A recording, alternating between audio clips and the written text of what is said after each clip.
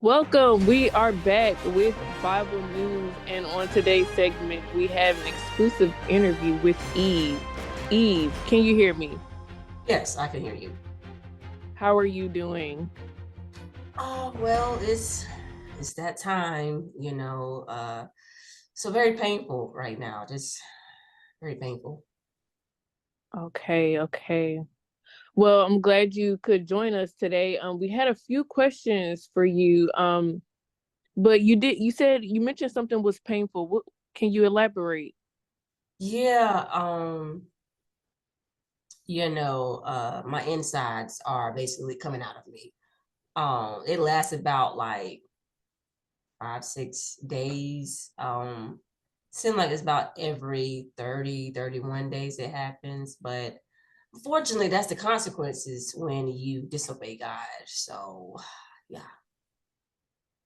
Okay, speaking of disobeying God, can you tell us exactly what happened? What is this fruit that is being spoken of?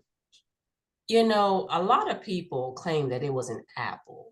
You know, Technically, we never really discussed what the fruit was. We're going to keep it hidden. You know what I'm saying? Like we're just going to keep it because that's not the point. That's there's no need for us to even know what type of fruit it was. You know what I'm saying? The point is, the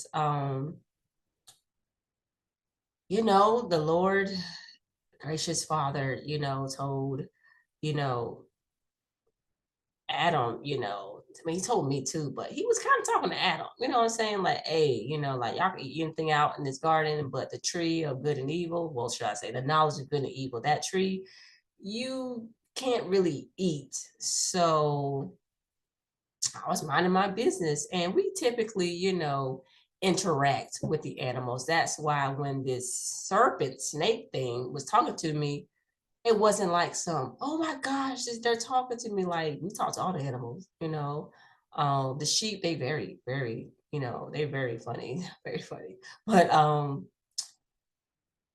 yeah, so when this serpent was talking to me, I didn't see anything crazy about it because all the animals talk, everybody. We just understood how they talk and everything. And the serpent was like, yo, like, did they really say that you could eat from this? Like, once you do eat from, you'll be able to like know all. That's why it's called the knowledge of good and evil. And I was like, you know what? You're right. You're right. Well, I assumed he was right. So I took a bite, and it's like the moment I took a bite, I just felt power within me. Like I just felt super knowledgeable and smart. So then I gave it to Adam. But it's like when he ate the apple, it's like both of us realized like we felt this feeling that we never felt before. We felt dirty, shameful, words that I've never really described at all in my life. And yeah,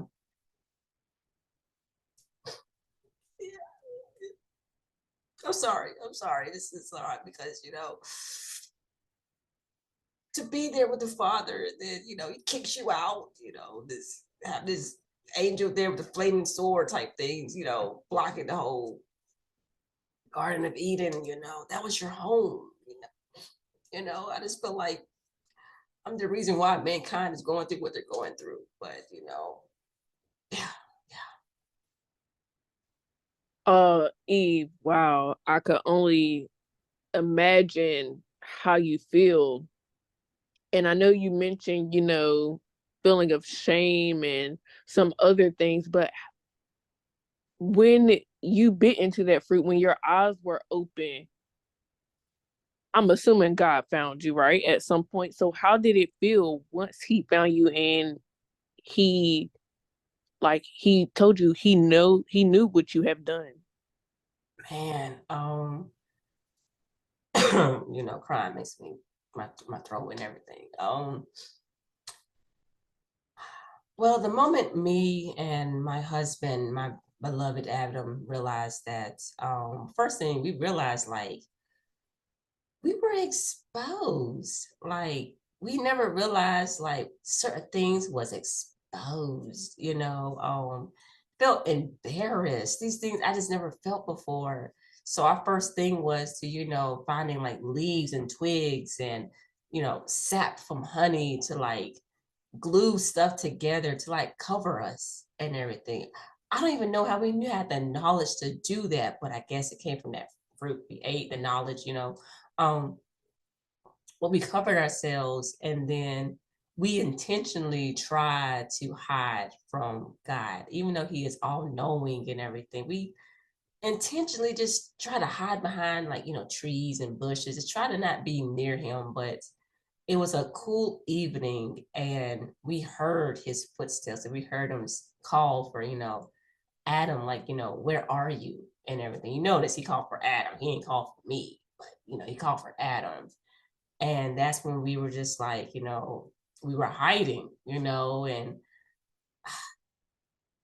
I just love how, even though He knew we were hiding, He kind of played it off like, why were you hiding? Did you eat? And if I could just say one thing, just to get this off my chest, I don't like the fact that Adam's first thing was when we got caught was, oh well, this woman you gave me. First of all, sir, you was the one that noticed all the animals had a mate. So you low-key wanted a mate too. I was a gift for you.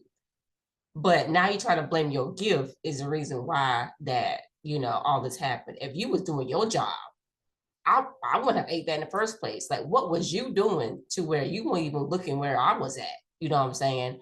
And you saw me talking to this animal that you did not even name. You know what I'm saying? Like, you wasn't even there. So you wasn't even in your rightful position. First of all, that's a whole word right there. Get in your place. Get in your place, and your stuff in your house won't be going off shambles. That's all I gotta say.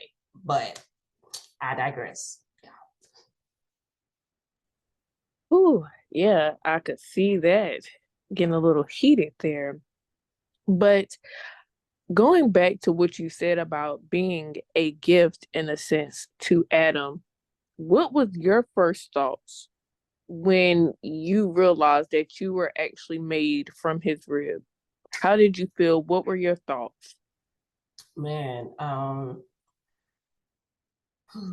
did I feel? I felt like I was a protector of his heart, you know, because in a sense, the rib cage does protect the heart. So I felt like I was literally like his protector, not in the sense of being his covering or authority type thing, but it's really protecting his heart. I was amazed and shocked that I came from his rib. Like, first and foremost, God, Abba Father, man, like, he is a creative design, like a rib, like a rib, like how you take a rib and you formed E out of a rib. Like, I get you could form my husband out of dirt. I get that, we used to play with we used to play with Abel, before the tragic accident of Cain killing him. But there was a time where we would make like, play in the mud with him. And with mud, you can like form things, mud pies and stuff like that. So I understand, making a human out of dirt. You can mold the person, that he breathing and into the breath of life in the nostrils. But a rib, my God, a rib, that still baffles me to this day. Wow, that is actually amazing, Eve. That is so amazing. Before we finish up this segment here, I have one more question for you. And I think everybody is wondering if you could do anything different from that day that that serpent came to you, would you? Of course, of course. Um, I wouldn't have failed for it. I wouldn't have bitten that fruit, you know. But then that makes me wonder so many different things like, would I have still gotten pregnant? Like, and if that's the case, would I not ever been in pain? because pain and hardship came from, disobedience and sin, um, like would the garden right now be so full of people like like I wonder, but end of the day, we can't change the past. And God already knew what I was going to do. And I'm thankful that He already has like a plan, a step ahead, about how to get mankind back to Him, so reconciliation and everything. But if I could, of course, I would want to like not take that fruit, but it is what it is.